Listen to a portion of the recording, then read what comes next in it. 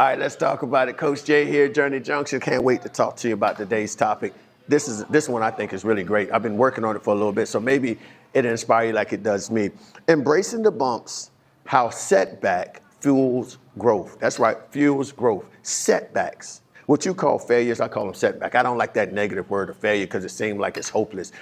Setbacks is more pleasing and more comfortable to talk about.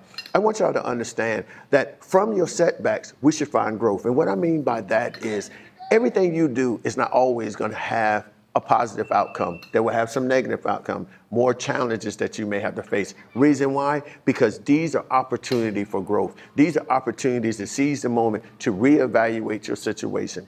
There are many things that happen in our life that we automatically set it as, hey, I failed at this didn't happen. Most time we surround it around people leaving us, friends, families, husbands, whatever, wives.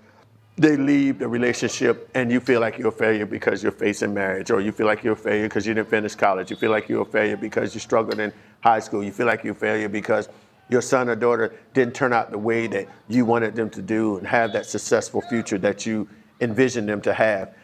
Let's stop that. Stop beating yourself up on what other people can do. Yeah, you may have some contribution to it. Okay, fine.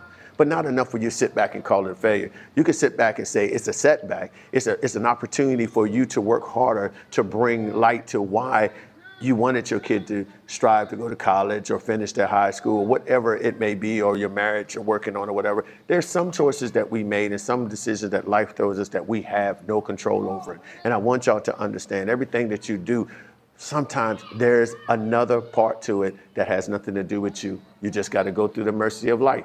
We have all seen this. If you've been living more than one day, you know that life has so many turns and so many curves that it throws at you that you have to make adjustments.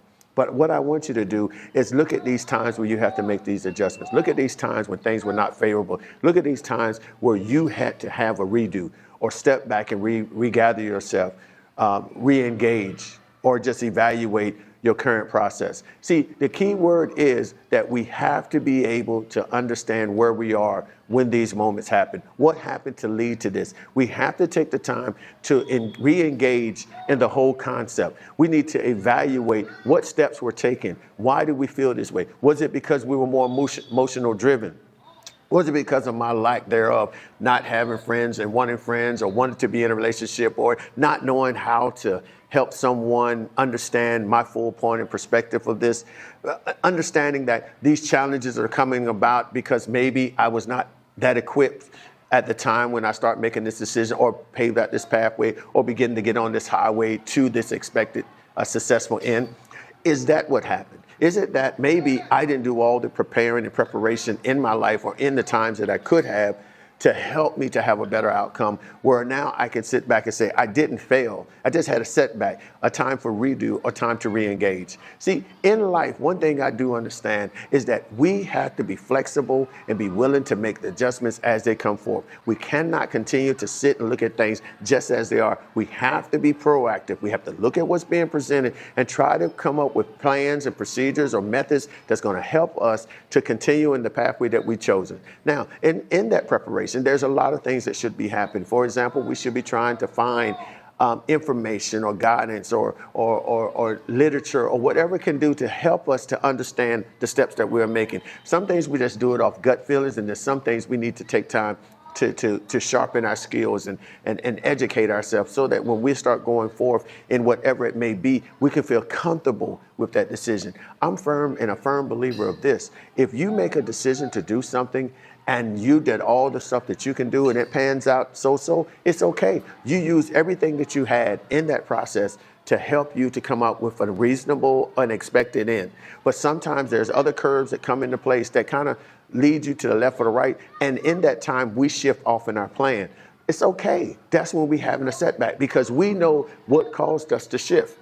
What caused us to go off this? And what caused us to derail? Was it because I'm so emotionally attached to the situation that I can't separate from it? I didn't seek wise counsel. I didn't seek other people's point of view and perspective. I didn't do the research to reevaluate myself and look at how I go by my day-to-day activities and what do I do when situations are such as this? Or did I just settled and went with it. I don't know what your reason for you derailing, but you have to be able to see what it is and hold grasp with it. Take accountability for your actions. Listen, if you don't learn to take accountability for it, you're going to keep on making the same mistakes. And I think Einstein said if you keep doing the same thing expecting a different outcome, it's called insanity. I'm not saying you practice insanity. I'm just saying there's some questions that need to be answered. And these questions may cause about some uncomfortable conversation, not only with yourself as you start process, but with whomever it's going to affect or whoever is part of this decision-making process that you're in. Because 9 times out of 10, majority of the decision-making affects somebody else. Not you solely, but others who are involved or around you. So you have to take that in accountability as too. You have to begin to look at this and say, you know what? I need to change some of my approaches. I need to look at it from another perspective. What am I talking about? This is an early form or an early teaching of positive psychology. When you start looking at things, taking ownership and finding a positive way to interact with your decision-making process, with the way that life's been. Positive psychology is to help you understand the goodness about making decisions, the goodness of taking action, the goodness of being self-reliant on what you can do and how to do it. Sharpen your abilities, take ownership for your actions, and come up with strategies and plans to help you. Is this something that you can do overnight, especially if you're not doing this on a regular basis? No. It won't. You can't do it overnight. But if you start practicing, it's like anything else. If you start practicing it, you start putting it in your day-to-day activity, then it becomes a routine. And that routine begins to show you how to what? Fuel your growth. It begins to help you to understand how to move forward in your day-to-day activities. And why is it important to make decisions that make sense? That's right. Make decisions that make sense. Not those solely driven off and I'm forced to make this action.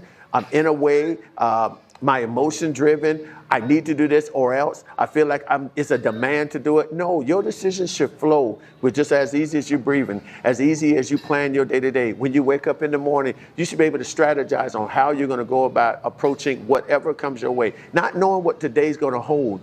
You prepare to say, you know what? I have a plan to execute and excel in today to reach an accepted day today. Yes, life throws its curve. Plans don't go always the way you have. But the one thing you can't fault yourself is that you did not plan, because you did plan to have a great day. You just had to learn to be flexible and curve and make the adjustments that life throws. So what am I saying today? Create a plan, create a routine to help you to examine yourself.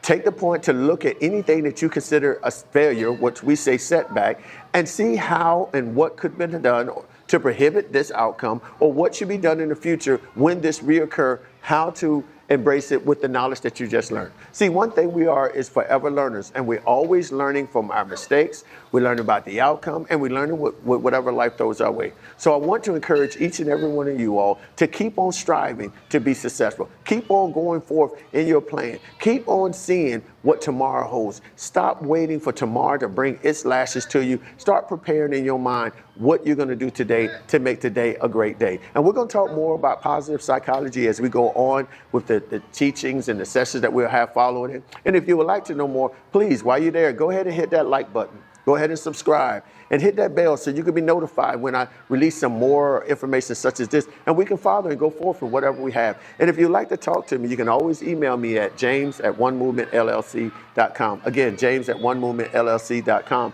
And I'll be more than happy to talk to you. Feel free to go ahead and reach out to me. And if you're not doing anything, I'm offering a free consultation. If you go to my website, click on the free, and say get it for free. onemovementllc.com. We're looking there to help you. I believe there's something there that can help you if you want to help yourself. And we got some plans and procedures that would probably guide you into a better day.